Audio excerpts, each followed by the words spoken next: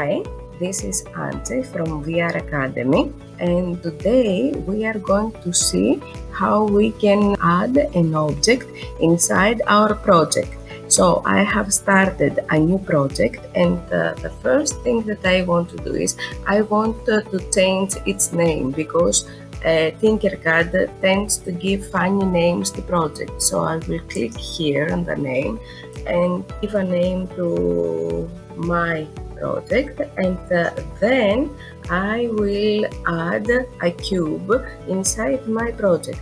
So in order to add a shape inside the project, you go to the shape that you want to use, and you can see the shapes here.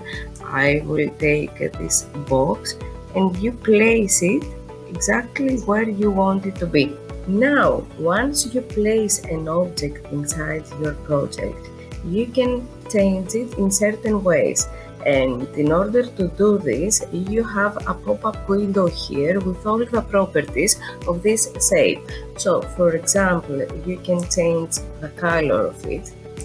Okay, you can change the width, the height, and the length accordingly.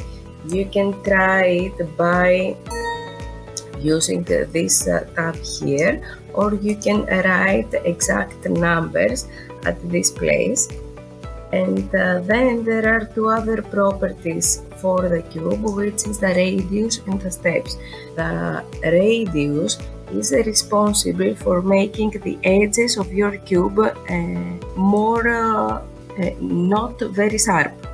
Okay, so you can change the edges of your cube accordingly, and the steps show how even these curves are at the edges of your cube. So I hope it is clear how to add an object inside your Tinkercad project. You can try it and try changing the properties of your cube. So if you liked this video, please subscribe to our YouTube channel. Thank you.